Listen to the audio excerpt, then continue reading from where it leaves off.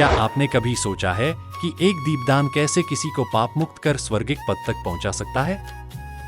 शिव पुराण की अद्भुत कथा में हम देखते हैं कि एक साधारण दीपदान ने गुणनिधि को मुक्त कर दिया। अगले जन्म में वह कलिंग देश का राजा बना और फिर शिव भक्ति के बल से स्वयं कुबेर पद तक पहुंच गया। लेकिन रहस्य यहीं समाप्त नहीं होता। कुबेर स्वयं काशीपुरी आते हैं, गहन तपस्या करते हैं और उनकी भक्ति से प्रसन्न होकर उमा स्थित भगवान विश्वनाथ प्रकट होते हैं। अनेक वरदान देकर वे कुबेर को अपना मित्र बना लेते हैं और फिर आरंभ होती है एक और गहरी कथा, शिव का कैलाश पर्वत की ओर गमन, दक्ष यज्ञ का विनाश और सती का पार्वती रूप में पुनर्जन्म। तो क्या आप जानना चाहेंगे कि किस प्रकार ये घटनाएं आगे समस्त ब्रह्मांड की दिशा बदल देती हैं? पूरा रहस्य जानने के लिए वीडियो को अंत तक अवश्य देखें। ओम नमः शिवाय। हर हर महादेव। सृष्टि के आदि और अंत, स्वयं महाकाल की महिमा। प्रस्तुत है शिव महापुराण की दिव्य गाथा। ओम नमः शिवाय। श्री शिव महापुराण प्रथम खंड पूर्वार्ध। गीता प्रेस, गोरखपुर। हर हर महादेव। ओम नमः शिवाय। श्री शिव महापुराण सृष्टिखंड, अध्याय 18। शिव मंदिर में दीपदान के प्रभाव से पाप मुक्त होकर गुणनिधि का दूसरे जन्म में कलिंग देश का राजा बनना और फिर शिव भक्ति के कारण कुबेर पद की प्राप्ति। ब्रह्मा जी बोले। उन वृत्तांतों को सुनकर वह दीक्षित पुत्र अपने भाग्य की निंदा करके किसी दिशा को देखकर अपने घर से चल पड़ा। कुछ काल तक चलने के पश्चात वह यज्ञदत्त पुत्र दुष्ट गुणनिधि थक जाने के कारण उत्साहहीन होकर वहीं रुक गया। वह बहुत बड़ी चिंता में पड़ गया कि अब से कहाँ जाऊं, क्या करूं। मैंने विद्या का अभ्यास भी नहीं किया और न तो मेरे पास अत्यधिक धन ही है। दूसरे देश में तत्काल सुख तो उसी को प्राप्त होता है जिसके पास धन रहता है। यद्यपि धन रहने पर चोर से भय होता है, किंतु यह विघ्न सर्वत्र उत्पन्न हो सकता है। अरे, याजक के कुल में जन्म होने पर भी मुझ में इतना बड़ा दुर्व्यसन कैसे आ गया? यह आश्चर्य है, किंतु भाग्य बड़ा बलवान है। वही मनुष्य के भावी कर्म का अनुसंधान करता है। मैं भिक्षा मांगने के लिए नहीं जाता हूं। मेरा यहां कोई परिचित भी नहीं है और न मेरे पास कुछ धन ही है।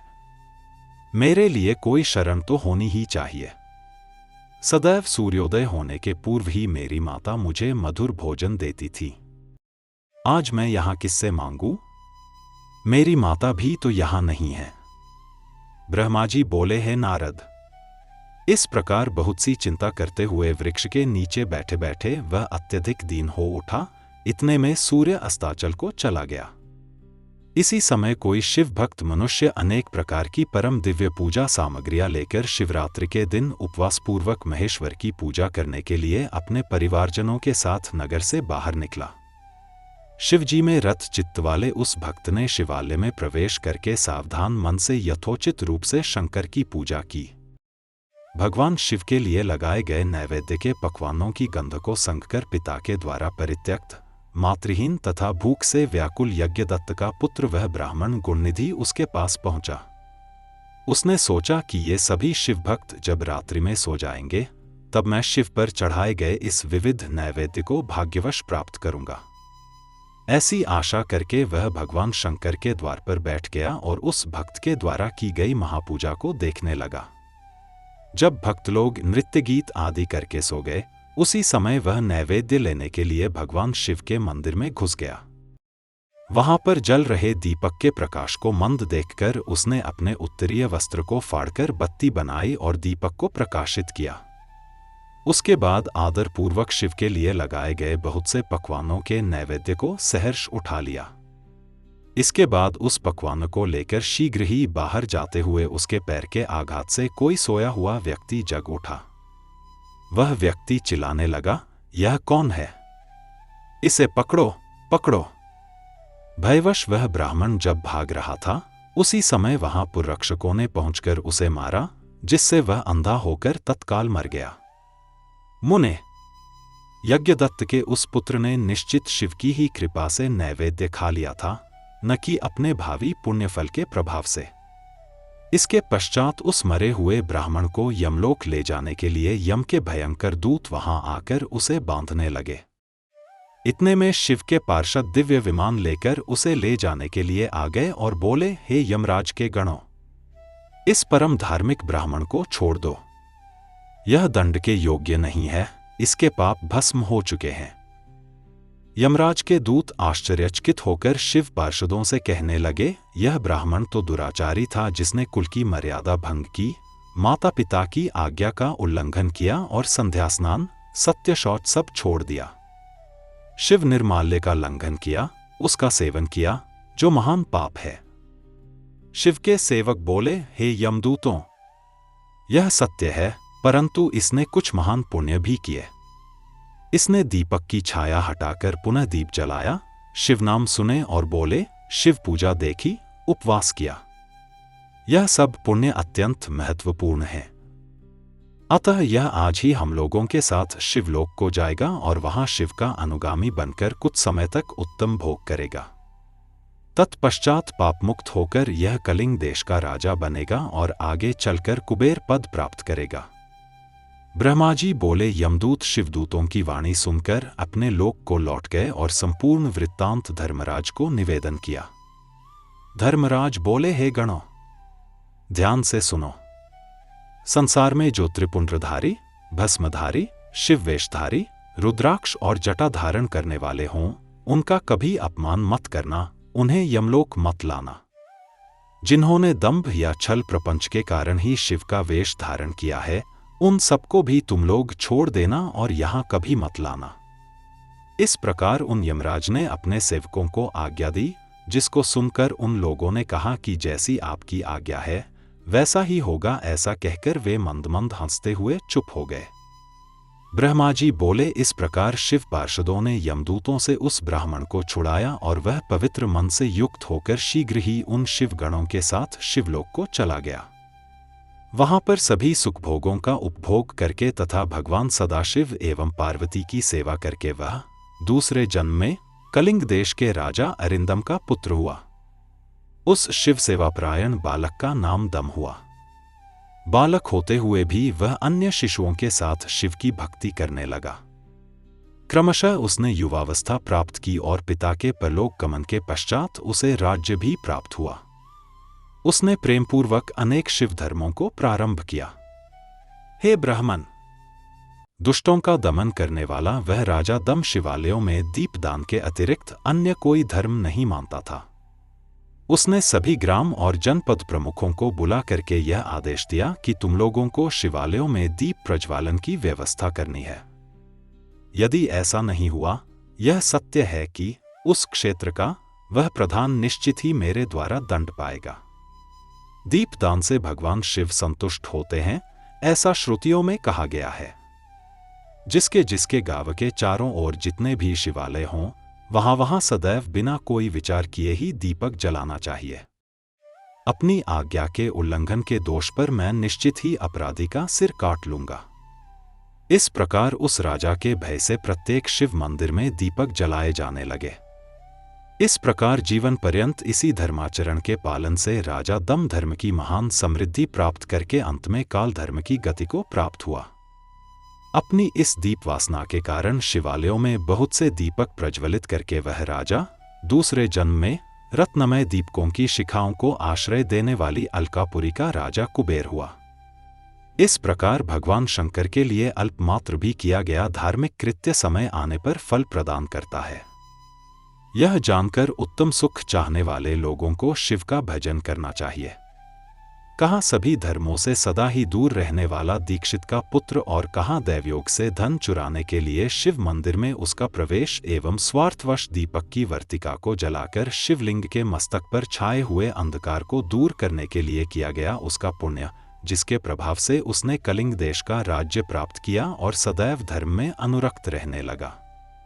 पूर्व जन्म के संस्कार के उदय होने के कारण ही शिवालय में सम्यक रूप से मात्र दीपक को जलाकर उसने यह दिक्पाल कुबेर की महान पदवी प्राप्त कर ली। हे मुनीश्वर, देखिए यह मनुष्य धर्मा इस समय इस लोक में रहकर इसका भोग कर रहा है। इस प्रकार यज्ञदत्त के पुत्र गुणनिधि के चरित्र का वर्णन कर दिया, जो शिव को प्रसन्न करने वाला है और जिसको सुनने वाले की सभी कामनाएं पूर्ण हो जाती हैं। गुणनिधि ने सर्वदेवमय भगवान सदाशिव से जिस प्रकार मित्रता प्राप्त की, अब मैं उसका वर्णन आपसे कर रहा हूं। हे तात, एकाग्रचित्त होकर आप सुने। अध्याय 19।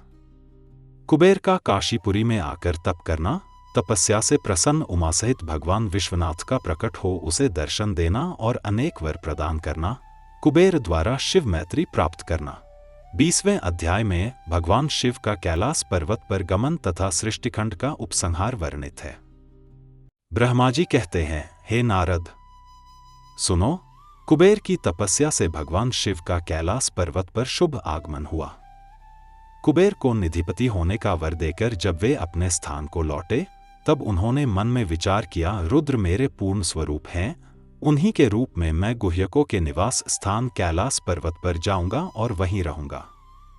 तब भगवान शिव ने उत्तम गति देने वाले अपने डमरू को बजाया। उसकी ध्वनि तीनों लोकों में गूंज उठी। यह ध्वनि सबको अपने पास बुलाने वाली थी। उस ध्वनि को सुनकर ब्रह्मा, विष्णु, सभी देवता, ऋषि, सिद्ध, आगम, निगम सब वहां आ पहुंचे। देवता और असुर भी बड़े उत्साह से वहां आए। भगवान शिव के सभी गण भी वहां पहुंचे। गणेश्वर शंखकर्ण 1 करोड़ गणों के साथ, केकराक्ष 10 करोड़ गणों के साथ, विकृत 8 करोड़ गणों के साथ, विशाख 64 करोड़ गणों के साथ, पारयात्रक 9 करोड़ गणों के साथ, सर्वांतक 6 करोड़ गणों के साथ और दुंदुब 8 करोड़ गणों के साथ वहां पहुंचे। जालंक 12 करोड़ गणों के साथ, समद 7 करोड़ गणों के साथ, विकृतानन भी 7 करोड़ गणों के साथ, कपाली 5 करोड़ गणों के साथ, संदारक 6 करोड़ गणों के साथ, कंडुक और कुंडक 1-1 करोड़ गणों के साथ आए। विष्टंभ और चंद्रतापन 8-8 करोड़ गणों के साथ, महाकेश 1000 करोड़ गणों के साथ, कुंडी 12 करोड़ गणों के साथ, पर्वतक, काल, कालक और महाकाल 100-100 करोड़ गणों के साथ, अग्निक 100 करोड़ गणों के साथ, अभिमुख, आदित्य मूर्धा और धनावह 1-1 करोड़ गणों के साथ, सन्नाह और कुमुद 100-100 करोड़ गणों के साथ, अमोघ, कोकिल और सुमंत्रक 1-1 करोड़ गणों के साथ वहां पहुंचे।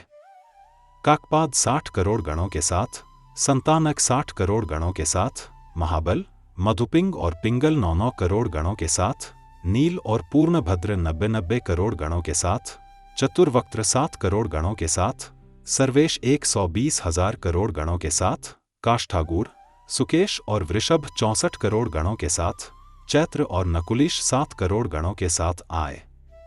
लोकांतक, दीप्तात्मा, दैत्यांतक, देव, भृंगी, देवप्रिय, ऋटि, अश्नि, भानुक और सनातन 64-64 करोड़ गणों के साथ उपस्थित हुए। नंदीश्वर 100 करोड़ गणों के साथ वहां पहुंचे। इनके अतिरिक्त भी असंख्य शक्तिशाली गणेश्वर आए। वे सभी सहस्त्र भुजाओं वाले, जटामुकुटधारी, चंद्र आभूषणों से शोभायमान, नीलकंठ, त्रिलोचन और आभूषणों से अलंकृत थे। ब्रह्मा, इंद्र और विष्णु के समान तेज वाले, सिद्धियों से युक्त, करोड़ों सूर्यों के समान देदीप्यमान गणेश्वर वहां आए। सभी महात्मागण भगवान शिव के दर्शन की लालसा से पूर्ण प्रसन्न मन से कैलाश पहुंचे और भगवान शिव को देखकर हाथ जोड़कर नतमस्तक होकर उनकी उत्तम स्तुति करने लगे। इस प्रकार विष्णु आदि देवताओं के साथ परमेश्वर भगवान महेश महात्मा कुबेर के प्रेम से वशीभूत होकर कैलाश को चले गए। कुबेर ने भी सपरिवार भक्ति पूर्वक नाना प्रकार के उपहारों से वहां आए हुए भगवान शंभु की सादर पूजा की। तत्पश्चात उसने शिव को संतुष्ट करने के लिए उनका अनुगमन करने वाले विष्णु आदि देवताओं और अन्यान्य गणेश्वरों का भी विधिवत पूजन किया। इसके बाद उसकी सेवा को देखकर अति प्रसन्नचित्त भगवान शंभु कुबेर का आलिंगन कर और उसका सिर सूंघकर अलकापुरी के अति निकट ही अपने समस्त अनुगामियों के साथ ठहर गए। तदनंतर भगवान शिव ने विश्वकर्मा को अपने तथा दूसरे देवताओं के भक्तों के लिए उस पर्वत पर निवास हेतु यथोचित निर्माण कार्य करने की आज्ञा दी। विश्वकर्मा ने शिव की आज्ञा से वहां जाकर शीघ्र ही नाना प्रकार की रचना की। उस समय विष्णु की प्रार्थना से शिव प्रसन्न हो उठे और कुबेर पर अनुग्रह करके वे कैलाश पर्वत पर चले गए। शुभ मुहूर्त में अपने निवास स्थान में प्रवेश कर भक्तवत्सल उन परमेश्वर ने अपने प्रेम से सबको सनाथ कर दिया। सभी प्रमुदित विष्णु आदि देवता, मुनिगण और अन्य सिद्धजनों ने मिलकर प्रेम पूर्वक सदाशिव का अभिषेक किया। हाथों में नाना प्रकार के उपहार लेकर सबने क्रमशः उनका पूजन किया और बहुत महोत्सव के साथ उनकी आरती उतारी। उस समय आकाश से मंगल सूचक पुष्प वृष्टि होने लगी और अत्यंत प्रसन्न होकर गान करती हुई अप्सराएं नाचने लगीं। सब ओर जय जयकार और नमस्कार के सुसंस्कृत शब्द गूंजने लगे। उस समय चारों ओर एक महान उत्साह व्याप्त था जो सबके सुख को बढ़ा रहा था। उस समय सिंहासन पर बैठकर भगवान सदाशिव अत्यंत सुशोभित हो रहे थे और विष्णु आदि सभी बार बार उनकी यथोचित सेवा कर रहे थे। सभी देवताओं ने पृथक पृथक रूप में अर्थभरी वाणी और अभीष्ट वस्तुओं से लोक मंगलकारी भगवान शंकर का स्तवन वंदन किया। प्रसन्नचित्त सर्वेश्वर स्वामी सदाशिव ने उनकी स्तुति को सुनकर प्रेम पूर्वक उन्हें मनोवांछित वर दिए। अभीष्ट कामनाओं से परिपूर्ण प्रसन्नचित्त वे सभी देव, मुनि और सिद्धजन भगवान शिव की आज्ञा से अपने अपने धाम को चले गए। तब श्री विष्णु और ब्रह्मा को आसन पर बैठाकर परमेश्वर शंभु बड़े प्रेम से बहुत समझाकर अनुग्रह करने लगे। हे हरे, हे विधे, सदैव तीनों लोकों का सृजन और संरक्षण करने वाले हे सुरश्रेष्ठ, आप दोनों मुझे अत्यंत प्रिय हैं। अब आप दोनों भी निर्भय होकर मेरी आज्ञा से अपने अपने स्थान को जाएं। मैं सदा आप दोनों को सुख प्रदान करने वाला हूं और विशेष रूप से आप दोनों के सुख दुख को देखता ही रहता हूं। भगवान सदाशिव के वचन को सुनकर ब्रह्मा और विष्णु दोनों प्रेम पूर्वक प्रणाम करके प्रसन्नचित्त होकर उनकी आज्ञा से अपने अपने धाम को लौट आए। उसी समय प्रसन्नचित्त भगवान शंकर निधिपति कुबेर का भी हाथ पकड़कर उन्हें अपने पास बैठाकर यह शुभ वाक्य कहने लगे। हे मित्र, तुम्हारे प्रेम के वशीभूत होकर मैं तुम्हारा मित्र बन गया हूं। भय रहित होकर तुम अपने स्थान को जाओ, मैं सदा तुम्हारा सहायक हूं। भगवान शंभु के इस वचन को सुनकर प्रसन्नचित्त कुबेर उनकी आज्ञा से प्रसन्नता पूर्वक अपने धाम को चले गए। योगपरायण, सब प्रकार से स्वच्छंद तथा सदा ध्यानमग्न रहने वाले भगवान शिव अपने गणों के साथ उस पर्वतश्रेष्ठ कैलाश पर निवास करने लगे। कभी वे अपने ही आत्मस्वरूप ब्रह्मा का चिंतन करते थे, कभी योग में तल्लीन रहते थे, कभी स्वच्छंद मन से प्रेम पूर्वक अपने गण को इतिहास सुनाते थे और कभी विहार करते थे। महेश्वर अपने गणों के साथ कैलाश पर्वत की गुफाओं, कंदराओं तथा अनेक सुरम्य स्थानों पर प्रसन्नचित्त होकर विचरण करते थे। इस प्रकार रुद्र स्वरूप परमेश्वर भगवान शंकर, जो नाना प्रकार के योगियों में भी सर्वश्रेष्ठ हैं, उन्होंने अपने उस पर्वत पर अनेक लीलाएं की।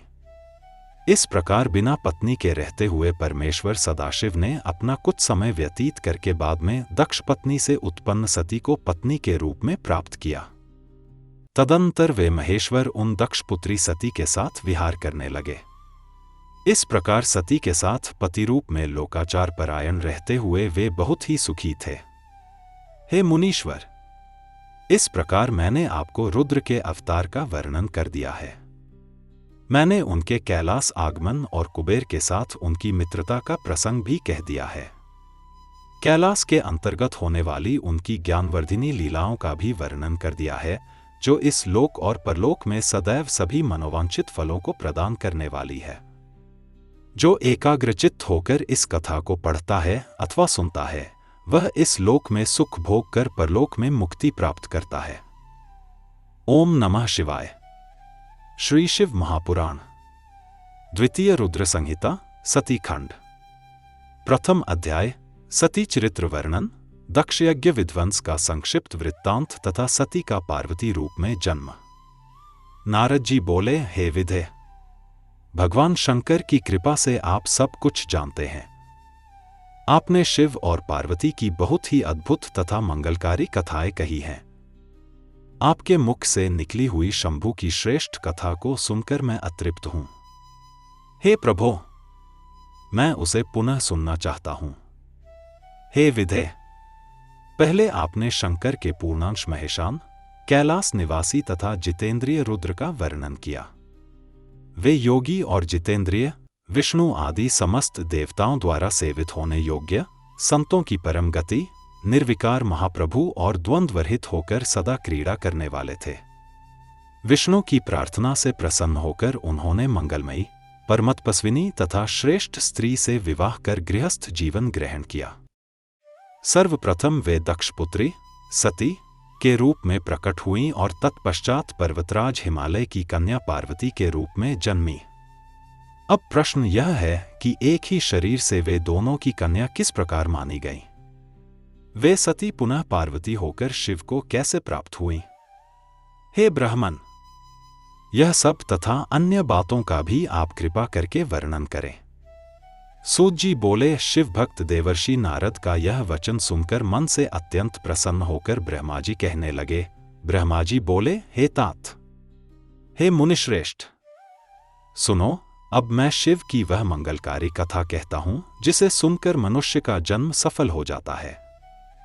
पुराने समय की बात है, जब मैंने अपनी संध्या नामक पुत्री को देखा तो पुत्रों सहित मैं कामदेव के बाणों से पीड़ित होकर विक्षिप्त हो गया। उस समय धर्म द्वारा स्मरण किए गए महायोगी और परमहंस प्रभु रुद्र मुझे और मेरे पुत्रों को धिक्कार कर अपने स्थान पर चले गए। उनकी माया से मोहित होकर मैं वेदों का वक्ता होते हुए भी मूर्ख बुद्धि का हो गया और उन्हीं परमेश्वर शंकर के साथ कर्तव्य और अकर्तव्य का भेद भूलकर अनुचित कार्य करने लगा। मैंने ईर्ष्यावश अपने पुत्रों के साथ मिलकर शिव को मोहित करने के कई उपाय किए, पर वे सब निष्फल हो गए। जब सब प्रयास व्यर्थ हुए, तब मैंने भगवान विष्णु का स्मरण किया। शिव भक्तिपरायण विष्णु ने आकर मुझे समझाया, पर मैं अपनी ईर्ष्या और हठ छोड़ न सका। फिर मैंने शक्ति की सेवा कर उन्हें प्रसन्न किया और उनकी कृपा से असिकनी के गर्भ से दक्ष की कन्या के रूप में सती का प्रादुर्भाव कराया। वही कन्या उमा नाम से विख्यात हुई। उसने घोर तप कर शिव को पति के रूप में प्राप्त किया। सदाशिव ने उनके साथ गृहस्थ जीवन स्वीकार कर लीला की। बहुत समय सुख से व्यतीत हुआ। फिर किसी निजी कारण से रुद्र और दक्ष में स्पर्धा उत्पन्न हुई। अहंकार से अंधे हो चुके दक्ष ने महाशांत और निर्विकार शिव की निंदा की और यज्ञ का आयोजन किया, लेकिन शिव और उनकी पुत्री सती को उसमें आमंत्रित नहीं किया। सती ने जब देखा कि यज्ञ में उनके पति का भाग नहीं है और पिता ने उनका व शंकर का अपमान किया है, तो उन्होंने वहां सभी को फटकार कर अपने शरीर का त्याग कर दिया। यह सुनकर शिव जी प्रचंड क्रोधित हो गए। उन्होंने अपनी जटा से वीरभद्र का प्राकट्य किया और उसे आदेश दिया कि वह जाकर दक्ष का यज्ञ नष्ट कर दे। वीरभद्र ने अपने गणों सहित वहां जाकर भारी उपद्रव मचाया और अंततः दक्ष का मस्तक काटकर यज्ञ को ध्वस्त कर दिया। फिर सब देवताओं ने शिव को प्रसन्न करने हेतु स्तुति की। प्रसन्न होकर महेश्वर ने अपनी कृपा दृष्टि से दक्ष को पुनः जीवित किया और यज्ञ को संपूर्ण कराया। इस बार सभी देवताओं ने भक्ति भाव से शिव का पूजन किया। सती के शरीर से उत्पन्न ज्वाला पर्वत पर गिरी और ज्वालामुखी के नाम से विख्यात हुई। वह सभी कामनाओं को पूर्ण करने वाली देवी बनी और उनका दर्शन पापों का नाश करने वाला माना गया। तदनंतर वही सती हिमालय की पुत्री के रूप में जन्मी और पार्वती के नाम से प्रसिद्ध हुई। उन्होंने कठोर तप करके पुनः शिव को पति के रूप में पाया। हे मुनीश्वर, यह सब वही चरित्र है जिसे सुनकर मनुष्य सभी पापों से छुटकारा पाता है। ओम नमः शिवाय। हर हर महादेव। सृष्टि के आदि और अंत, स्वयं महाकाल की महिमा। प्रस्तुत है शिव महापुराण की दिव्य गाथा। ओम नमः शिवाय। श्री शिव महापुराण प्रथम खंड पूर्वार्ध। गीता प्रेस, गोरखपुर। हर हर महादेव।